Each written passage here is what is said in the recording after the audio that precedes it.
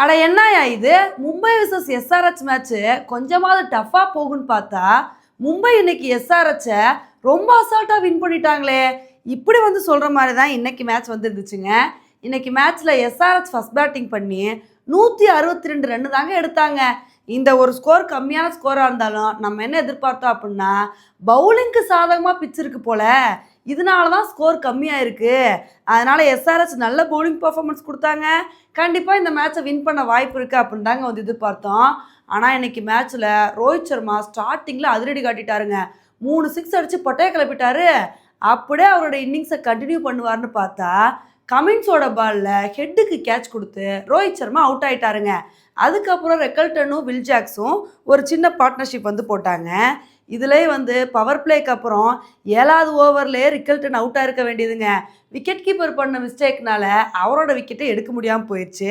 ஆனால் என்ன தான் இந்த தப்பை வந்து விக்கெட் கீப்பர் பண்ணியிருந்தாலும் அடுத்த ஓவர்லேயே ரிக்கல்டன் வந்து ஹர்ஷல் பட்டேலோட பாலில் வந்து அவுட் ஆகிட்டாரு. அதுக்கப்புறம் வில் ஜாக்ஸும் சூரியகுமார் யாதவும் ஒரு சூப்பரான இன்னிங்ஸ் வந்து கொடுத்தாங்க. 2 பேருமே 6 4 சொல்லிட்டு அடித்து பட்டையை கிளப்பினாங்க. நல்லா அதிரடியாக வந்து விளையாண்டாங்க. இவங்களோட இன்னிங்ஸு கொஞ்ச நேரம் கண்டினியூ ஆனால் போதும், ஈஸியாக மும்பை இந்த மேட்சை வின் பண்ணிடுவாங்கன்னு நினைக்கும் போது அப்போ தாங்க கமெண்ட்ஸ் வந்துக்கிட்டு, நான் அவ்வளோ ஈஸியாக விட மாட்டேன்ப்பா, 2 பேரோட விக்கெட்டை நான் எடுப்பேன், சூரியகுமார் யாதவோட விக்கெட் எடுப்பேன், அடுத்த ஓவரில் வில் ஜாக்ஸோட விக்கெட்டை எடுப்பேன்னு சொல்லிட்டு 2 விக்கெட்டையும் வந்து எடுத்தாருங்க.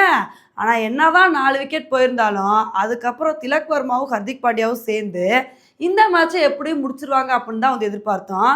இதில் ஹர்திக் பாண்டியா கடைசியில் 6 அடித்து மேட்சை முடிப்பார்னு பார்த்தா மனுஷன் அடிக்க போய் கேட்ச் கொடுத்து அவுட் ஆகிட்டாருங்க. சரி, ஹர்திக் பாண்டியா தான் அவுட் ஆனார்னு பார்த்தா அடுத்த அதே ஓவரில் அடுத்து வந்த நமன்தீரும் அவுட் ஆகிட்டாருங்க. மும்பையோட கொடுமையை பார்த்தீங்களா? 2 ரன் எடுக்க போய் அடுத்தடுத்து 2 விக்கெட் போயிடுச்சுங்க. ஐயா எப்போதாயா மேட்சை முடிப்பீங்க அப்படின்னு சொல்லிட்டு நம்ம வந்து புலம்பிட்டு இருந்தோம். அப்போ தான் திலக் வர்மா, இருங்கள நீங்கள் பண்ணதெல்லாம் போதும், நான் 4 அடித்து மேட்சை முடிச்சு விட்றேன் அப்படின்னு சொல்லிட்டு 4 அடித்து மேட்சை முடிச்சு விட்டாருங்க. இதனால இந்த மேட்சை மும்பை ரொம்ப கம்ஃபர்டபுளாக வின் பண்ணிட்டாங்க. உண்மையிலே இந்த மேட்சை இவ்வளோ தூரம் மும்பை வின் பண்ணியிருக்காங்கன்னா இதுக்கு காரணம் மும்பையோட சூப்பரான பவுலிங் பர்ஃபார்மன்ஸ் தாங்க. இன்றைக்கி எஸ்ஆர்ஹெச் பேட்ஸ்மேன்ஸ் யாரையுமே அடிக்க விடலை. அபிஷேக் சர்மா மட்டும்தான் கொஞ்சம் அதிரடி காட்டினார். அதுக்கப்புறம் கிளாசின் வந்து கடைசியில் கொஞ்சம் அதிரடி காட்டினாருங்க. ஹெட்டையே அடிக்க விடாமல் ஸ்லோவாக ஆட விட்டாங்கன்னா பார்த்துக்கோங்களேன் எந்த அளவுக்கு மும்பையோட பவுலிங் பர்ஃபார்மன்ஸ் சூப்பராக இருக்குன்னு.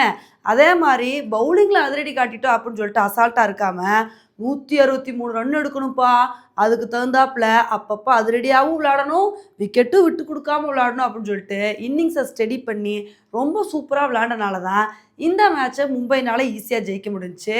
எனிவே இந்த மேட்சை மும்பை வின் பண்ணது மூலமாக அவங்களோட ஹோம் கிரவுண்டில் 2வது வெற்றியை பதிவு பண்ணிட்டாங்க அப்படின்னு தாங்க வந்து சொல்லணும். ஏன்னா போன மேட்ச்லேயே அவங்களோட ஹோம் கிரவுண்டில் ஜெயிச்சிருக்க வேண்டியது ஆர்சிபி கடைசி வரைக்கும் மேட்சை கொண்டு போய் ஜெயிச்சிட்டாங்க.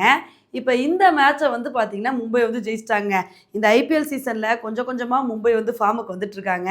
இதே மாதிரி அடுத்தடுத்த மேட்சும் மும்பை வின் பண்ணுவாங்களா அப்படின்றத பொறுத்து வந்து பார்க்கலாம். ஓகே ஃப்ரெண்ட்ஸ், இந்த ஒரு மேட்சை பற்றி நீங்கள் என்ன நினைக்கிறீங்க அப்படின்றத என்னோட கமெண்ட் செக்ஷனில் வந்து போடுங்க. இதே மாதிரி இன்னொரு வீடியோவில் உங்களை வந்து மீட் பண்ணுறேன். Bye friends.